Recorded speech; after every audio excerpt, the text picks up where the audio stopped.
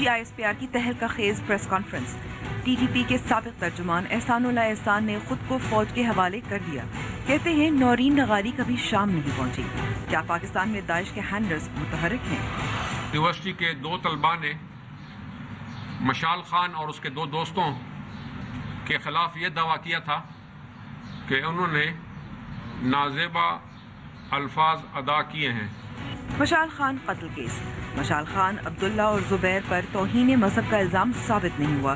University मुलाजमीन समेत मुतादिद तलबा गिरफ्तार। रिपोर्ट कल सुप्रीम कोर्ट में जमा करवाई जाएगी। और ट्विटर पर सोनू निगम की धुलाई। अस्सलाम वालेकुम and welcome to news wise. मैं हूं अंबर शमसी। 22 फरवरी को ऑपरेशन रद्दुल फसाद का आगाज़ हुआ और इस दौरान मुल्क भर में 15 बड़े ऑपरेशन हुए। लेकिन DGISPR major general Asif Ghafoor की आज की प्रेस कॉन्फ्रेंस में रद्दुल फसाद की कामयाबी बताने के लिए सिर्फ आदाद व शुमार नहीं गिनवाए। आखिर में सवाल और जवाब से पहले मेजर जनरल गफूर ने ऐलान किया कि तहरीक तालिबान पाकिस्तान के साबिक तर्जुमान एहसानुल्लाह एहसान ने भी खुद को फ़ौज के हवाले कर दिया है अपनी मर्जी से। ताहम जब एक सहाफ़ी ने मज़ीद तफसील पूछी कि ये गिरफ्तारी कैसे हुई, किससे हाथ बढ़ाया, क्या शराइत थी, तो ये नहीं बताया गया। याद रहे कि पंजाबी तालिबान के हेड असमतुल्लाह मुआविया ने भी इसी तरह ऑपरेशन ज़रब अज़्ब के दौरान अपने हथियार डाले थे, तब भी मुकम्मल कहानी मंजर आम पर नहीं आई थी। और DGISPR की प्रेस कॉन्फ्रेंस में दाइश से ताल्लुक़ रखने वाली हैदराबाद यूनिवर्सिटी की तालिबा नौरीन नगारी की एतराफ़ी वीडियो भी दिखाई गई। चाहे मशाल खान का कत्ल हो या नौरीन नगारी का केस, यकीनी तौर पर हमारे जामियात में इंतहा पसंदी तो पाई जाती है, तो हम इस पर कैसे काबू पाया जा सकता है, इसके लिए कोई अमल तैयार है या नहीं। शुरू करते हैं अपनी टॉप स्टोरी से। रद्दुल फसाद शुरू किया। इसमें अभी तक पूरे पाकिस्तान में 15 मेजर ऑपरेशंस किए गए हैं। इसके अलावा 4535 इंटेलिजेंस बेस्ड ऑपरेशंस किए गए हैं मुल्क भर में। 723 joint check post army, police और दूसरे जो लॉ इन्फोर्समेंट एजेंसीज हैं उनके साथ मिलकर 723 ज्वाइंट चेक पोस्ट जो हैं वो लगाई गई।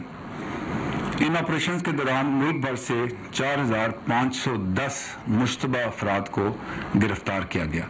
अब जब ये गिरफ्तारी हो जाती है उसके बाद तफ्तीश होती है। तफ्तीश के बाद अगर कोई ऐसा फ़र्द हो जिसका के ताल्लुक़ नहीं होता जुर्म के साथ, तो उनको रहा भी किया जाता है। 2692 IBOs किए, 625 ज्वाइंट चेक पोस्ट लगाई गई, 3139 ये फिगर आपको इशू करेंगे हम साथ जी। 3139 गिरफ्तारियां हुई, 345 अनरजिस्टर्ड अफगान्स गिरफ्तार हुए, 1088 वेपन्स और 1,21,000 एमुनिशन कब्जे में लिया गया।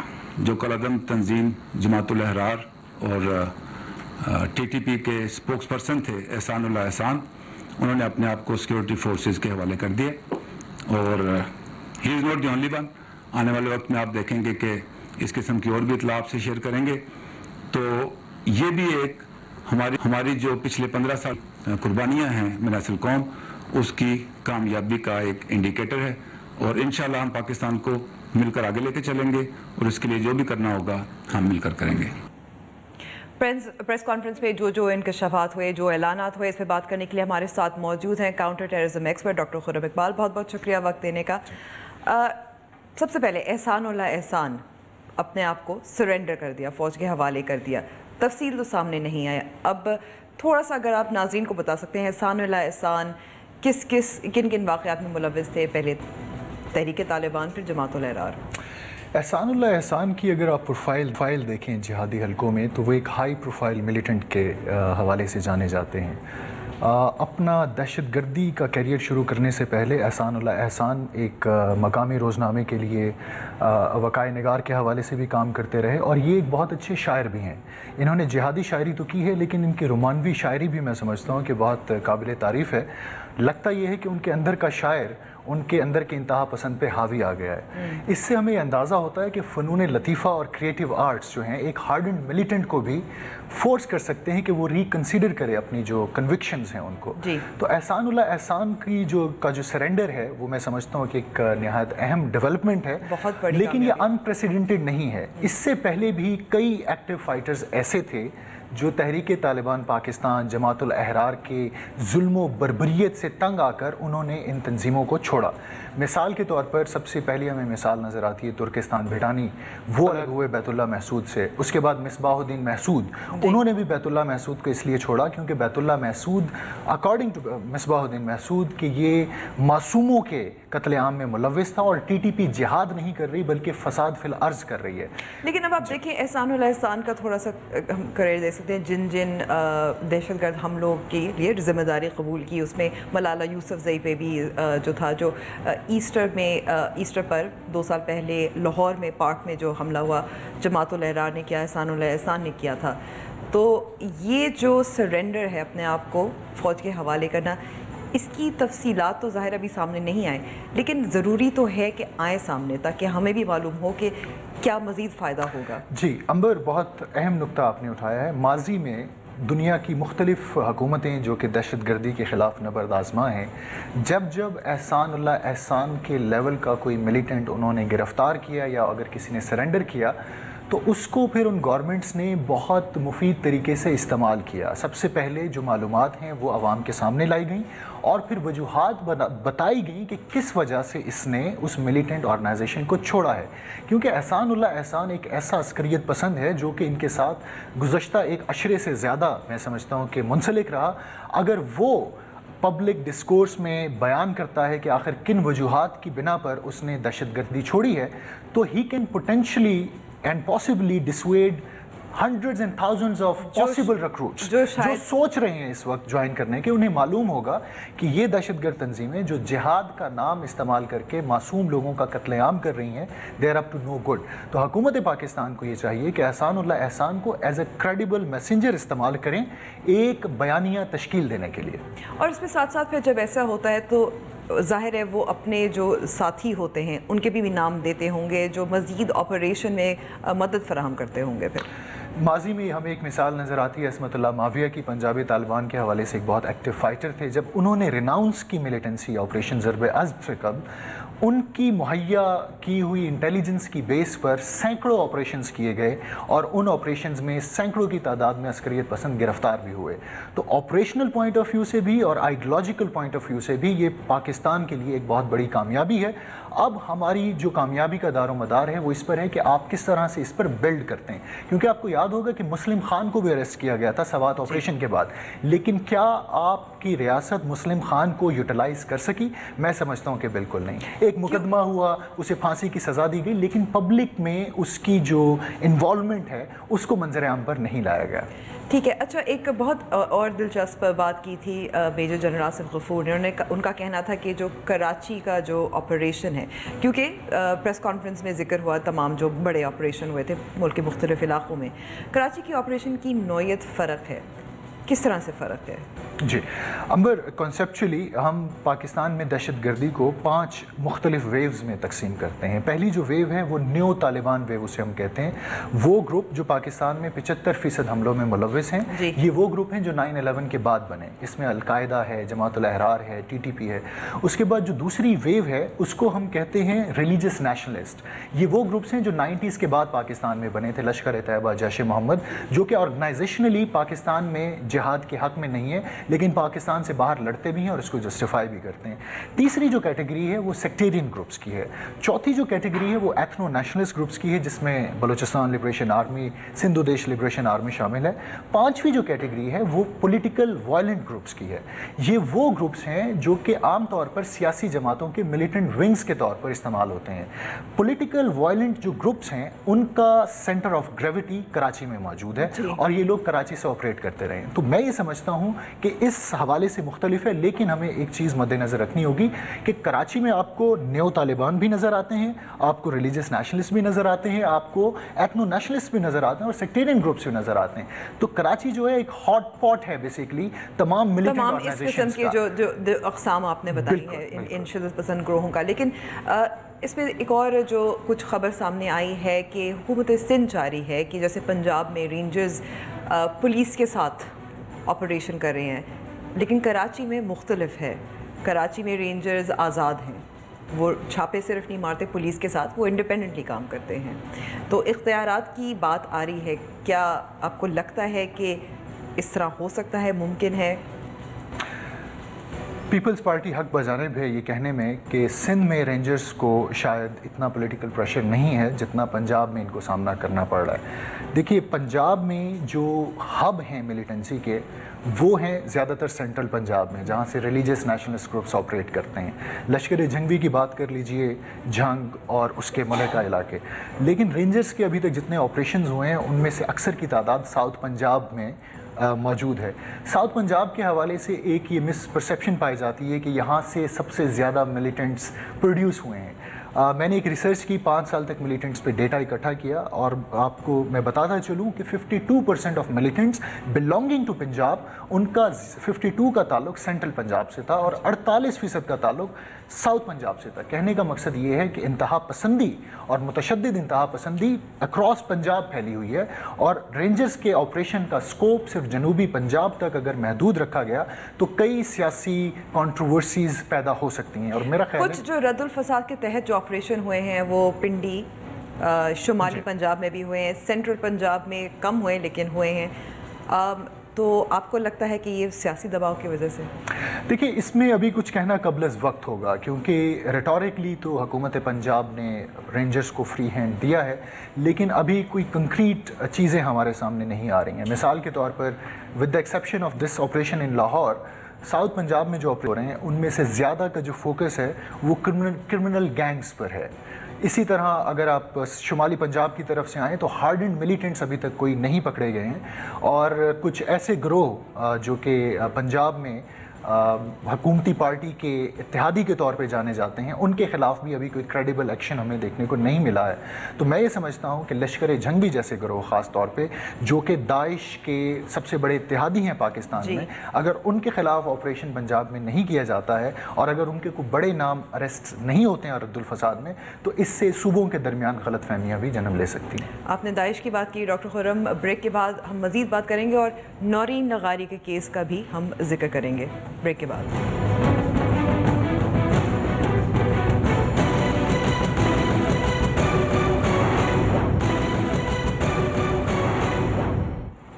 آرمی چیف سے ایک اپیل کی کہ ہماری بچی کو بازیاب کرایا جائے اور جو قصوروار ہیں ان کے ساتھ ڈیل کیا جائے.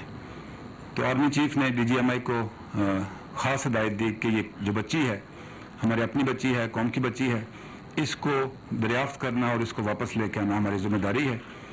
ایم آئی نے اس پہ بہت کام کیا, اور پچھلے دنوں 14 اپریل کو جب لاہور میں آپریشن ہوا تو ہم نے اس کو بازیاب کرایا. ابھی میں آپ کو اس کی گفتگو سناؤں گا کہ اس نے گرفتاری کے بعد کیا پیغام دیا. میں حیدرآباد سے تعلق رکھتی ہوں. میرے فادر کا نام عبد الجبار ہے جو کہ سندھ یونیورسٹی میں پروفیسر ہے.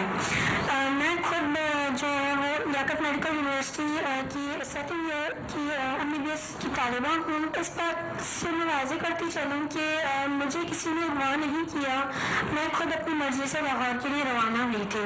ان کارروائیوں کے لیے 1 اپریل کو تنظیم نے ہی سامان مہیا کیا تھا اور اس سامان میں 2 جیکٹس اور 4 ہینڈ گرینیڈس اور کچھ گولیاں تھیں.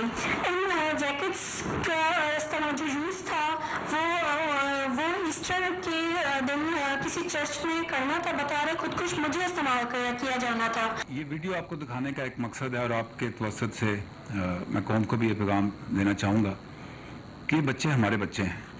جو یوتھ بلج ہے یہ ہماری ایک طاقت ہے, ہمیشہ یہ بات کرتے ہیں. جب ان ٹیررسٹ کا ٹارگٹ ہماری یوتھ ہو جائے گی تو آپ اندازہ کر سکتے ہیں کہ اس کا کیا اثر پاکستان پہ ہو سکتا ہے. یہ ہم سب کی مشترکہ ذمہ داری ہے کہ اپنے بچوں کے اوپر اس خیال سے نظر رکھیں کہ وہ ان کی کیا مصروفیات ہیں.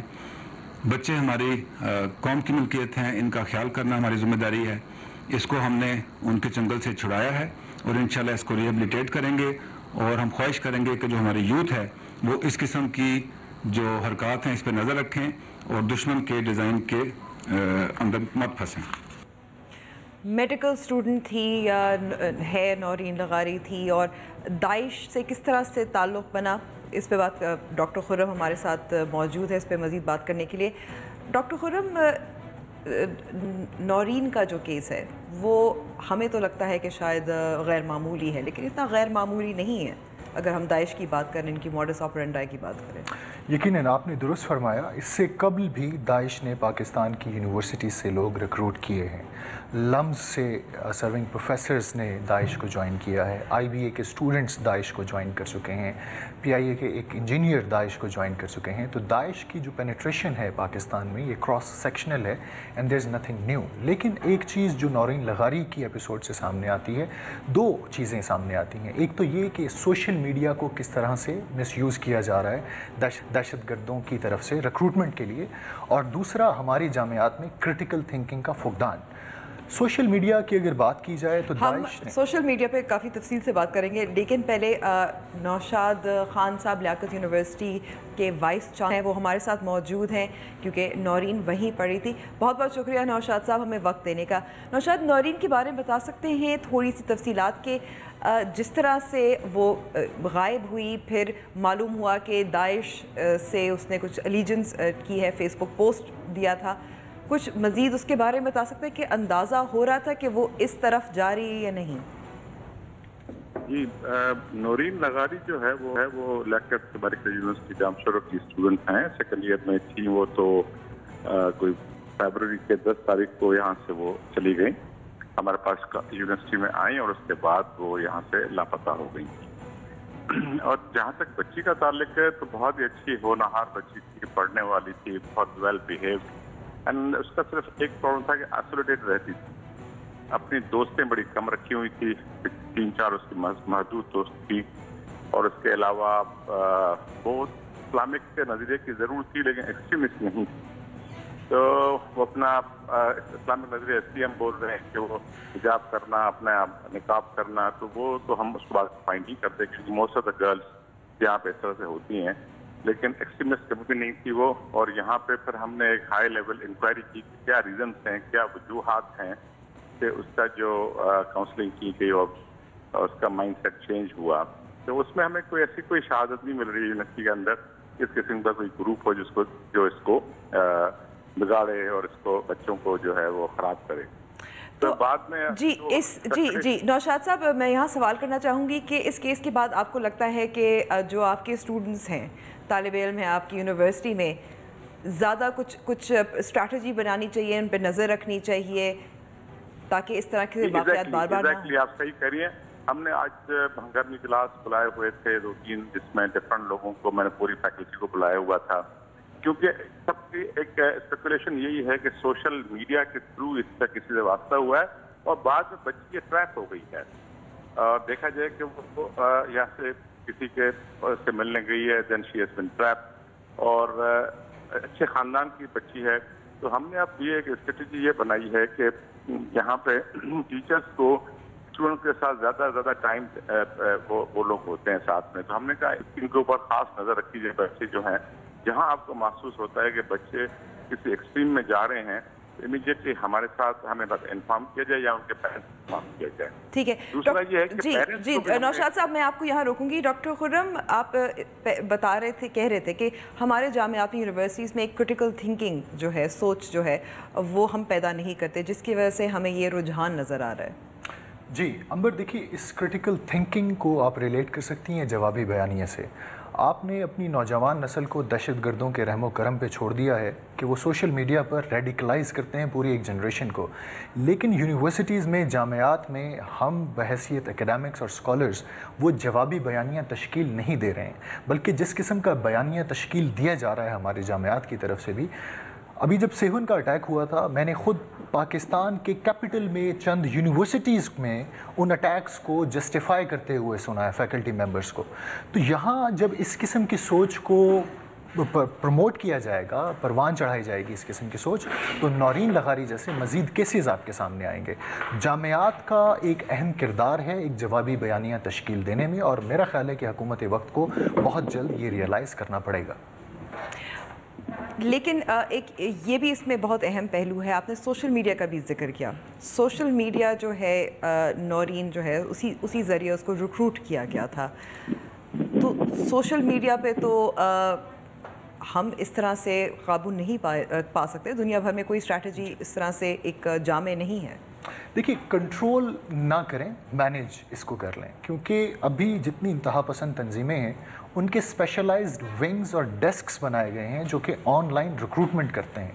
جب تک داعش کا قبضہ رہا رقہ میں اور عراق اور سیریا کے دوسرے شہروں میں, وہاں انہوں نے ڈیڈیکیٹڈ سینٹرز بنائے ہوئے تھے اور وہاں خواتین کو انہوں نے پوسٹ کیا ہوا تھا جو کہ آن لائن ریڈیکلائز کرتی تھیں خواتین کو اور ریکروٹ کرتی تھیں. نورین بھی ایسے ہی کسی ریکروٹر کے ہتھے چڑھی ہوں گی. جہاں تک سوشل میڈیا کو مینیج کرنے کی بات ہے, آپ کو اپنے نصاب میں سوشل میڈیا کے ایٹیکیٹس اور mannerism and how to conduct yourself on social media, number 1. Number 2, Google اور فیس بک جس قسم کی کیمپینز آج کل کر رہی ہیں, گوگل اور فیس بک خود ایک جوابی بیانیہ تشکیل دیتے ہیں, ویڈیوز بنا رہے ہیں, آڈیوز بنا رہے ہیں, اور ایسا کوئی بھی شخص جو کہ آن لائن سرچ کرتا ہے جہادی میٹیریل یا انتہا پسندی پر مواد, گوگل آٹومیٹکلی جوابی بیانیے پر مشتمل وہ ویڈیو اس کو دکھاتا ہے تاکہ اس کو ایک آلٹرنیٹیو ویو بھی ملے. تو یہ وہ چیزیں ہیں جو ہمیں پرویکٹیولی کرنی پڑیں گی. اسی طرح سوشل میڈیا پر آپ کی انٹیلیجنس پریزنس آپ کو بڑھانی پڑے گی. بریگیڈیئر سعد محمد, بہت بہت شکریہ وقت دینے کا. بات ہو رہی ہے نورین نغاری کی, داعش جس طرح سے سوشل میڈیا پہ اس پہ ریکروٹ کیا گیا.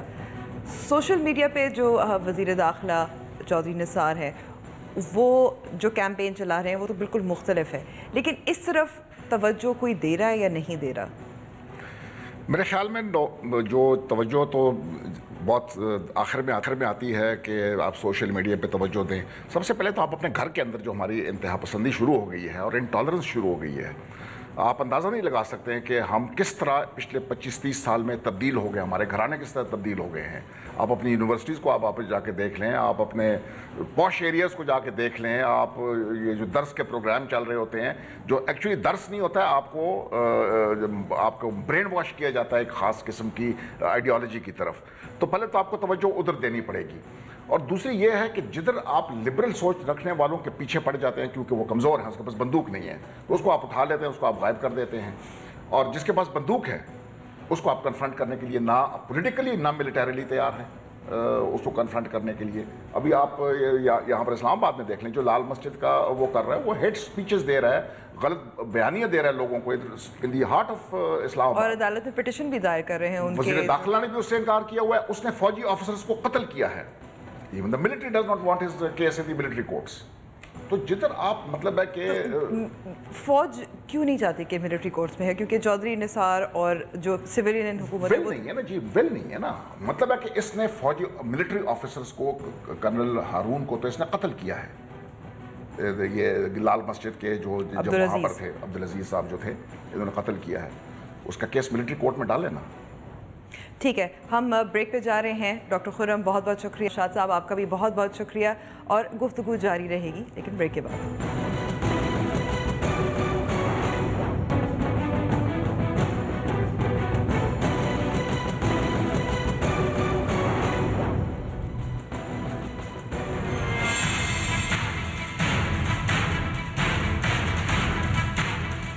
اب تک 19 نامزد افراد میں سے 16 قاتل گرفتار ہو چکے ہیں.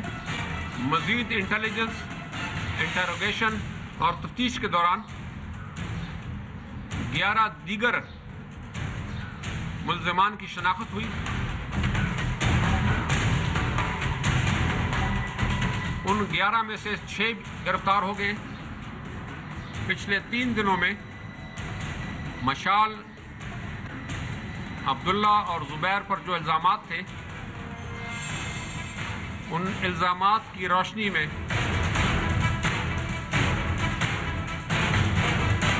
ہمیں ایسا کوئی کانکریٹ ایویڈنس نہیں ملا جس کی بنیاد پر تفتیش یا عدالتی کارروائی ہو سکے. مشال خان کے قتل کا کیس, اس میں مزید پیش رفت, اس پہ بات کرنے کے لیے ہمارے ساتھ موجود ہیں عوامی نیشنل پارٹی کی بشرا گوہر صاحبہ اور بریگیڈیئر سعد بھی موجود ہیں.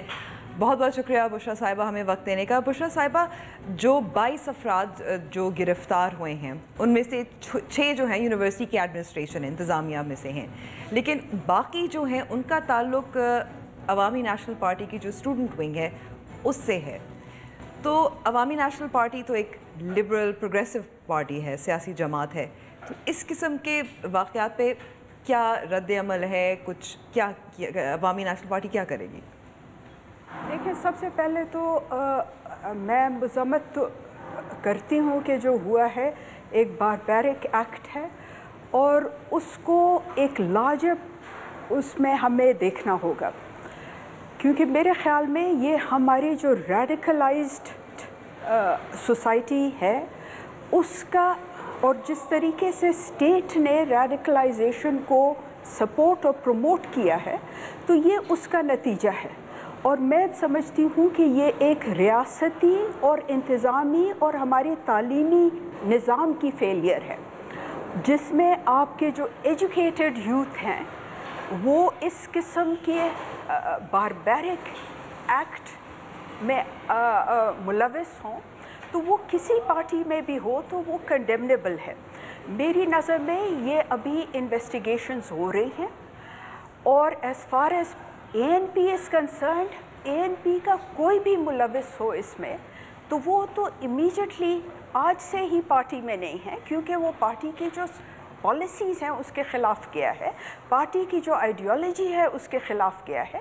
लेकिन हम ये समझते हैं कि यूनिवर्सिटी इंतज़ामिया, और ये हम सारी कौम को, सारे मुल्क को हिला देने के लिए काफ़ी होनी चाहिए कि आपके तालीमी इदारों में क्या हो रहा है, हम किस किस्म की तालीम दे रहे हैं अपने इदारों में। जी, तो ये हमारे बुशरा साहब यहाँ में अलार्म बेल्स हैं। जी, अलार्म बेल्स हैं, बिल्कुल। ब्रिगेडियर साहब, ब्रेक से पहले भी बात यही हो रही थी नौरीन नगारी के केस में, लेकिन मशाल खान का जो केस था वही जो रेडिकलाइजेशन, इंतहा पसंदी, वो तो और ज़्यादा नज़र आई थी।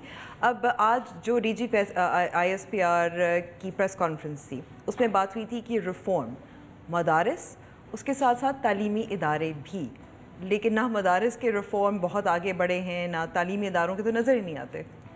बिल्कुल, ये नेशनल एक्शन प्लान का हिस्सा है। जो मुख्तलिफ रिफॉर्म्स हैं उसमें फाटा भी एक रिफॉर्म्स था, तो हर चीज़ के ऊपर एक गो स्लो है।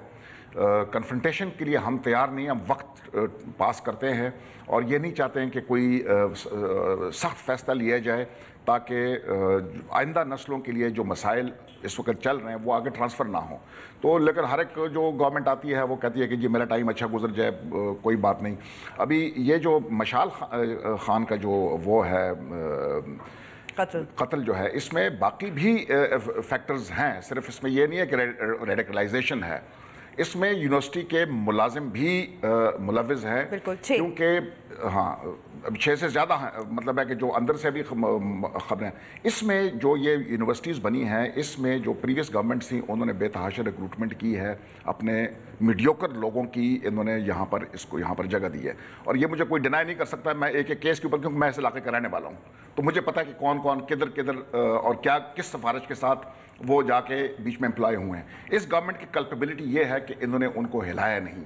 मशाल ने इनके खिलाफ एक कैंपेन शुरू की हुई थी कि ये जो इसके अंदर मुख्तलिफ लोगों ने 2-2, 3-3 अपॉइंटमेंट्स के ऊपर कब्जा किया हुआ है, जो मीडियोक्रिटी है, जो क्वालिफाइड नहीं है लोग, जो फी स्ट्रक्चर है, उसके खिलाफ। और खैबर टीवी को, और मतलब है खैबर को, मशाल रेडियो जो यूरोप में है, प्राग में है, उसको उसने इंटरव्यू वगैरह जो दिए हैं उसमें उसने इनको किया था।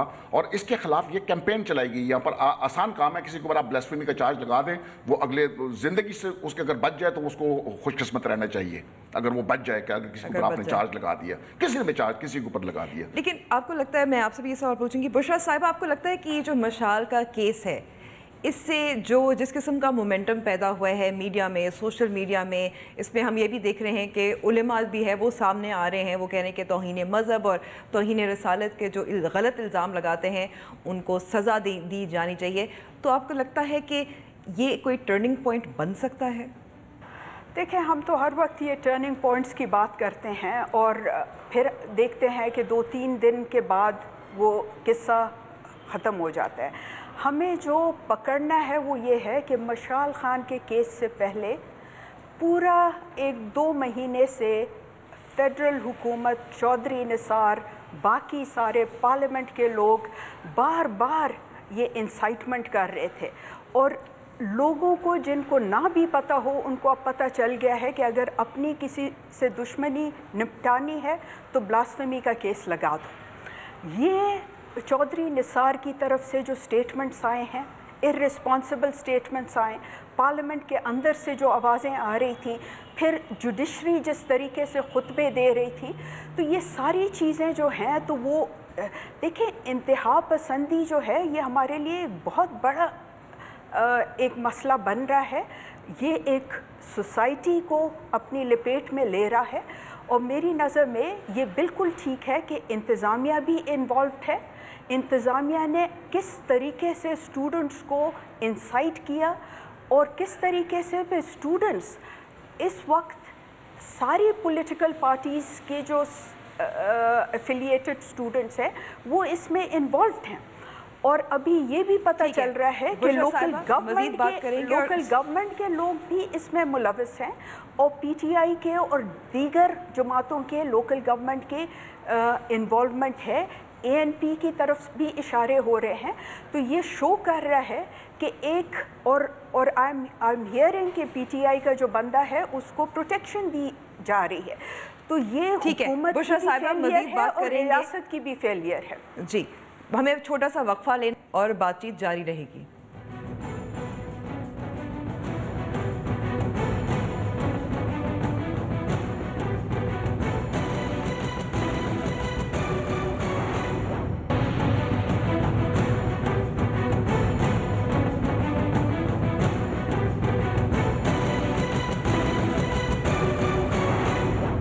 न्यूज़ वॉइस में एक बार फिर खुश आमदीद। ब्रेक से पहले ब्रिगेडियर साद बुशरा साहिबा कह रही थी कि इसमें तमाम पार्टीज़ सियासी जमातें मुलविस थी, लेकिन जो ज़्यादातर पकड़े गए हैं जो स्टूडेंट्स थे वो तो उनका ताल्लुक पीएसएफ से था। ये इसको मैं एएनपी की तरफ तो नहीं लेके जाऊंगा। वो जैसे मैंने पहले जिक्र किया था कि every house has become an intolerant and extremist house. ठीक है, हर घर के अंदर आपको ये तालीम दी जाती है। तो वो फिर आप एएनपी जाके क्या किधर से लिबरल लेके आए या किधर से सेक्युलर लेके आए। उन्होंने उसी जो मर्दान में रह रहे हैं या स्वात में रह रहे हैं या चारसदा में रह रहे हैं उधरी से लोगों को उठाना है। लेकिन एएनपी को थोड़ी सी स्क्रूटनाइज तो करना है उसको। अभी जो ब्रेक में बातचीत हो रही थी, अगर हम इस तरह करते हैं कि ज़ुबानी बातचीत ज़रा बंद करें और वी वॉक द टॉक, और वो इस तरह कि जैसे हुआ था, the share brutality of the incident was such कि आप बाकी चीज़ों को छोड़ दें, ब्लास्फेमी थी या नहीं थी, कि तमाम पॉलिटिकल पार्टीज़ के जो हेड्स हैं फ्रंटियर में या पख्तूनख्वा में, उनको जाके होना चाहिए था जनाजे पे। आप देख रहे थे शुरू में अगर स्ट्रीट में जनाजा जा रहा है उसके पीछे 10-15 लोग हैं, ठीक है। और मेरे ख्याल में वो जो बंद कमरे में जिधर जनाजा हुआ उधर इसको इन्होंने लेके जाना था। ये तो फिर शीरिन यार अगर वो कहते हैं कि बहुत अच्छी बात है कि इनकी पार्टी का आदमी है और उसमें इतने गट्स हैं, लेकिन लीडरशिप को इस ऐसे मामले में लीडरशिप को आगे होना चाहिए, फॉलोअर्स को आगे नहीं होना चाहिए। फॉलोअर्स को उस वक्त आप आगे करें जब आपने कामयाबी हासिल कर ली है। तो ये अगर सारे जनाजे पे जाते तो एक मैसेज जाता कि पख्तूनख्वा जो है वो फोर्सेस ऑफ डार्कनेस जो है उनके सामने ये खड़ी हुई है। ये तो इस आदमी ने मैं फुल क्रेडिट देता हूँ डॉक्टर शेर आलम खान मसूद को, जो वो गए उन्होंने पब्लिक मीटिंग की। एक बड़ा ख़तरनाक काम किया है कि एक पब्लिक मीटिंग ज़्यादा में उन्होंने की।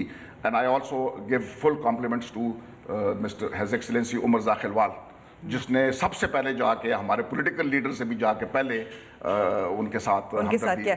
बुशरा साहिबा, सियासी जो लीडर्स हैं ज़ाहिर है इस वक्त उनको ज़रूरत है वो आगे हों, पेश हों, लेकिन रिएक्शंस चंद बड़े नाम के अलावा वज़ीर आज़म ने भी 3 दिन बाद बयान दिया, कम नज़र आई है। देखिए, वज़ीर आज़म तो उस वक्त नज़र आए जब यूएन ने कंडेम किया और कैनेडियन प्राइम मिनिस्टर ने कंडेम किया और सारे लोग कंडेम कर रहे थे, तो तब प्राइम मिनिस्टर ने एक वीक स्टेटमेंट दिया। Prime minister needs to take his cabinet to task, take Chaudhry Nisar to task, क्योंकि ये इंसाइटमेंट तो काफ़ी दिनों से चल रही थी और लोगों को रास्ता दिखाया जा रहा था कि ये किस तरह हमारे चीफ ऑफ आर्मी स्टाफ के ख़िलाफ़ जिस किस्म की कैंपेन चली, ये सारी चीज़ें शो कर रही है कि ये सोसाइटी में इस किस्म के अगर आपने अपने स्कोर सेटल करने हैं तो मज़हब को इस्तेमाल करना कितना आसान है। और जिस तरीके से हमारी तालीमी निज़ाम चल रहा है, मैं समझती हूँ कि मर्दान की इंतज़ामिया, जो कि डिस्ट्रिक्ट इंतज़ामिया, पुलिस, लोकल गवर्नमेंट और यूनिवर्सिटी की इंतज़ामिया, ये सब इसमें मुलविस हैं। उसके बाद आप देखें कि चीफ मिनिस्टर सारे सीन से गायब है। चीफ मिनिस्टर इतने सूबे में मसले हैं और वो चीन गया हुआ है। ये सारी जो हम देख रहे हैं कैलसनेस, लेकिन इसमें फिर हमें नज़र आते हैं शिरीन यार, जिसको मैं सलाम पेश करती हूँ कि चंद ऐसे लोग हैं जो बहादुर लोग हैं जिन्होंने साथ दिया। लेकिन मजबूरी है मेरी, वक्त ख़त्म हुआ है। बुशरा गौहर साहिबा बहुत बहुत शुक्रिया, बिगदाद बहुत बहुत शुक्रिया। आगे बढ़ते प्रोग्राम का वक्त तो ख़त्म हुआ है और मुझे इजाज़त दीजिए, लेकिन जाने से पहले भारत में मुसलमानों के ख़िलाफ़ बुग़्ज़ और अनाज जारी है और अब इसमें मोदी सरकार के साथ साथ बॉलीवुड के मशहूर गुलकार सोनू निगम भी शामिल हो गए हैं। उनकी हालिया ट्वीट ने ट्विटर पर तूफ़ान बर्पा कर दिया। खुदाफिज़।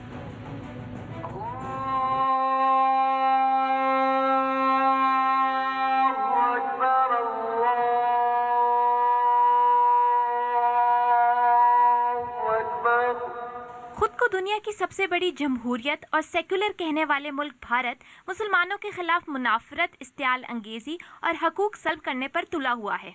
वजीर आजम मोदी के बयानात हों या यूपी के वजीर आला योगी के नफरत अंगेज तकारीर, सब मुसलमानों को निशाना बना रही हैं और इस मुनाफरत में भारतीय गुलकार सोनू निगम भी कूद पड़े जब उन्होंने अजान से मुतालिक इंतहाई नाजेबा ट्वीट की, जिसकी बुनियाद पर उन्हें भारत में बिला तफरीक शदीद तनकीद का निशाना बनाया जा रहा है। सोनू निगम ने अपनी एक ट्वीट में लिखा कि अगरचे वो मुसलमान नहीं हैं, लेकिन फिर भी उन्हें अजान की आवाज़ से सुबह जागना पड़ता है।